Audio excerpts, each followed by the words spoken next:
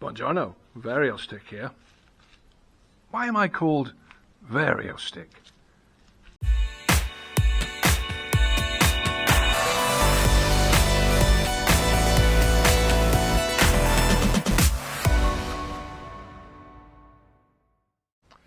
I always said once I got to 100 subscribers that I would describe to everybody why I'm actually called Vario Stick, where that name came from. Well, I'm currently at 101 subscribers, so I think it's probably time I let the old cat out of the bag. It all started about 3 years ago when Mrs. Stick went back to the UK to visit some friends. Left me here all alone, but being a well-trained husband, I do all my own washing, which I had done, and I went to put the washing out on the line. Unfortunately, when I'd finished the washing and I went to put the washing out on the line, the prop broke. The prop is that device that you put under the washing line to push it up into the air so you get maximum drying for your clothes. What do you think, Florence? Florence doesn't do a lot of washing, so I was left with a bit of a quandary really. How do I get maximum drying on my clothes with a broken clothes prop? What on earth am I going to do? There was only one thing I could do, and that was get into the workshop and actually try and fashion one for myself. So that's exactly what I did. Myself and Stella searched high and low for all the bits and bobs, all the spare bits of steel and anything we could find that we could actually go and make ourselves a new clothes prop. It wasn't easy, but I did find something, and that was a long piece of aluminium tubing. In fact, if you look closely at several of my videos, you will actually see this. This is the aluminium tubing that I found in the back of the workshop. Or at least me and Beth found, didn't we, Beth? But it's just not long enough. It wouldn't reach to the clothesline. So I was kind of stuck really. What was I going to do? One option, of course, was to go around to the old wood pile at the back of the barn and see the guardian of the wood pile, Mr. Bear. Hello, Mr. Bear.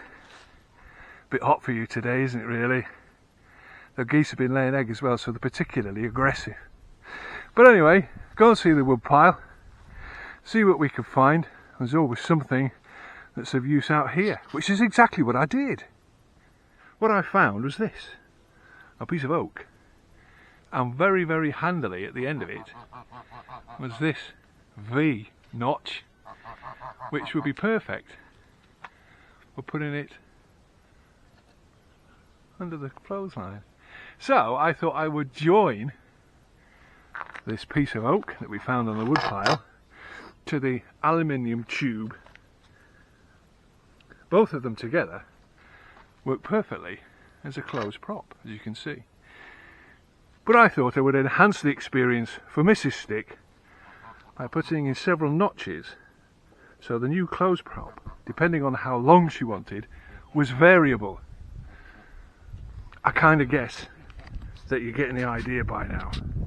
So Mrs. Stick had a variable clothes prop, or a variable stick, and it just simply became called the Vario Stick. Anyway, time goes by. A couple of years later, I decide to do this YouTube channel. What should I call it?